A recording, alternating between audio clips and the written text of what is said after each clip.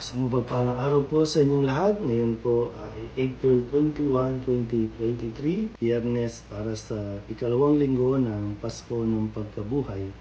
At ngayon din po ay ginugunita ang kapistahan ni San Anselmo, isang obispo at pantas ng simbahan. Ang ating pong unang pagbasa at pagninilay ay hinango sa mga gawa ng mga apostol, chapter 5, verses 34 to 42. Noong mga araw na iyon, tumindig ang isang pariseyong nagngangalang Gamaliel, tagapagturo ng kautusan at iginagalang ng buong bayan. Iniutos niyang ilabas muna ang mga apostol, saka nagsalita. Mga kababayan, isipin ninyong mabuti ang gagawin sa mga taong ito. Hindi pa nagtatagal na lumitaw si Teudas na nagpanggap na isang dakilang pinuno at nakaakit ng may 400 tagasunod. Ngunit nang mapatay siya, nagkawatak-watak ang mga tauhan niya at nauwi sa wala ang kilusan. Pagkatapos, lumitaw naman si Judas na taga Galilea noong panahon ng pagpapatala at nakaakit din ng maraming tauhan. Nang mapatay siya, nagkawatak-watak din ang mga tagasunod niya. Kaya't sinasabi ko sa inyo, huwag ninyong pakialaman ang mga taong ito. Hayaan ninyo sila. Kung ang kanilang panukala o pagpupunyaging ito'y mula sa tao, ito'y mabibigo. Ngunit kung mula sa Diyos, hindi ninyo ito masasalansala at lilitaw pang lumalaban kayo sa Diyos. Napahinuhod sila sa payo ni Gamaliel. Pinapasok na muli ang mga apostol at pagkatapos ipapalo at pagbawalang mangaral sa pangalan ni Jesus, sila'y pinalaya. Galak na umalis sa mga apostol sa harap ng Sanhedrin, sapagkat minarapat ng Diyos na sila'y malagay sa kahihiyan, alang-alang sa pangalan ni Jesus. At araw-araw nagpupunta sila sa templo at sa mga tahanan, at dooy nagtuturo at nangangaral tungkol kay Jesus, ang Kristo.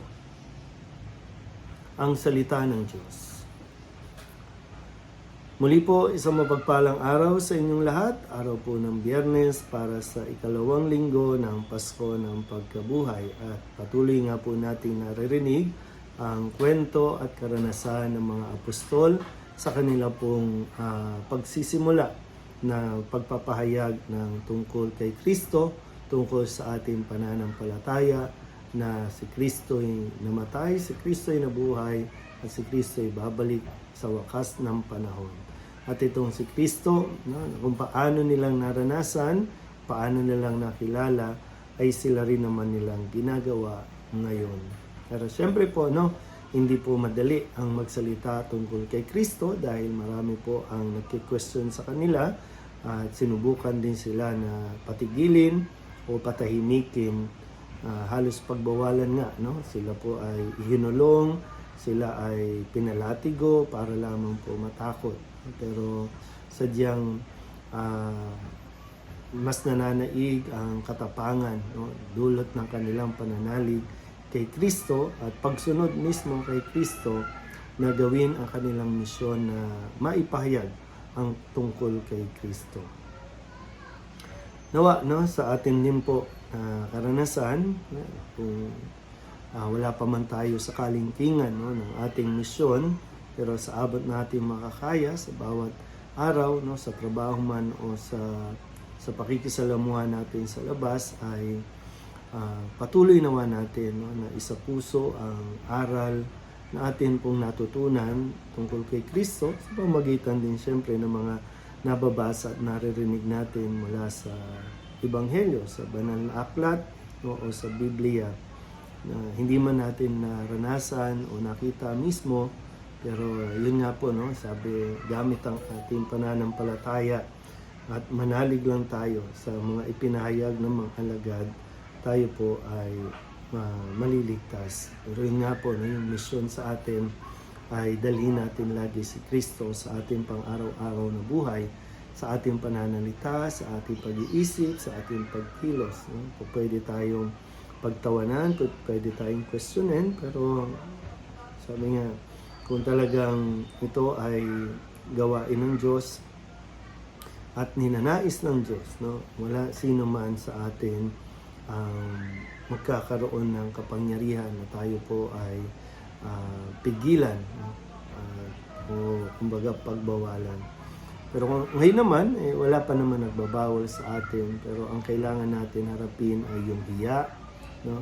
Imbis na mahiya ay magkaroon ng tapang na magsalita tungkol kay Kristo.